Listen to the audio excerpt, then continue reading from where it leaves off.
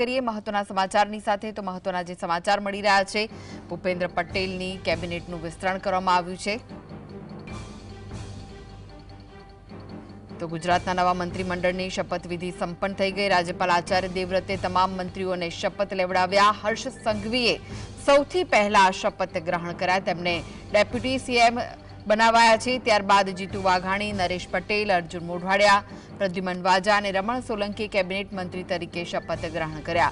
ઈશ્વરસિંહ પટેલ, પ્રફુલ્લ Panseriya, doctor Manisha વકીલે રાજ્યકક્ષાના મંત્રી સ્વતંત્ર હવાલો તરીકે શપથ ગ્રહણ કર્યા।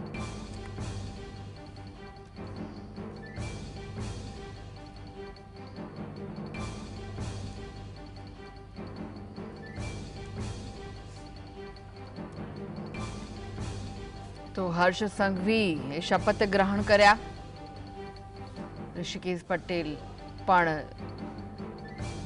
तेमने पण रिपीट करवामां आव्या छे। तेओ पण मंत्रीमंडळमां सामेल छे। प्रफुल्ल पानसरियाए पण शपथ ग्रहण कर्या हता। भूपेन्द्र पटेलनी केबिनेटनुं विस्तरण करवामां आव्युं, जेमां कुंवरजी बावळियानो पण समावेश करायो छे। 26 मंत्रीओए शपथ ग्रहण कर्या। कनु देसाईनो पण समावेश तेमां करवामां आव्यो छे। तो शपथविधि कार्यक्रम संपन्न थयो छे। त्यारे अर्जुन मोढवाडियाए पण शपथ ग्रहण कर्या छे। केबिनेट मंत्री तरीके एमणे शपथ ग्रहण कर्या। जीतू वाघाणीए पण शपथ ग्रहण कर्या छे। लेवा पाटीदार मतदारों पर तेओ वर्चस्व धरावे छे। રીવાબા જાડેજાએ પણ શપથ ગ્રહણ કર્યા છે।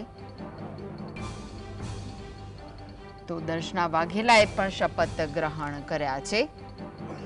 26 મંત્રીઓએ શપથ ગ્રહણ કર્યા છે, જેમાં પરસોત્તમ સોલંકી પણ તેમનો પણ મંત્રીમંડળમાં સમાવેશ થયો છે। નરેશ પટેલનો પણ સમાવેશ કરવામાં આવ્યો છે।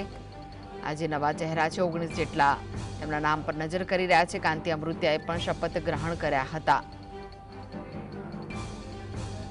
પ્રદ્યુમન વાજાએ પણ શપથ ગ્રહણ કર્યા।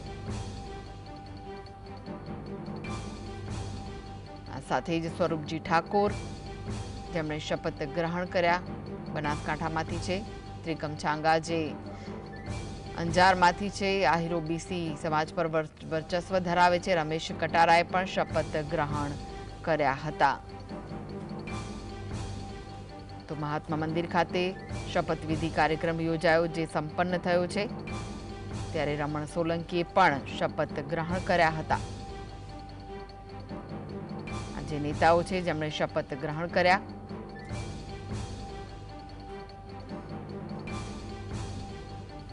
તો જયરામ ગામિત જેમને પણ મંત્રીમંડળમાં સમાવવામાં આવ્યા છે। મનીષા વકીલે પણ શપથ ગ્રહણ કર્યા હતા। પ્રવીણ માળીએ પણ શપથ ગ્રહણ કર્યા। તેઓ ઓબીસી નેતા છે। અને કૌશિક વેકરિયાએ પણ શપથ ગ્રહણ કર્યા। લેઉવા પટેલ સમાજ પર પ્રભુત્વ ધરાવનારા છે આ નેતા, જેમણે શપથ ગ્રહણ કર્યા। તો કમલેશ પટેલ તેમણે પણ શપથ ગ્રહણ કર્યા।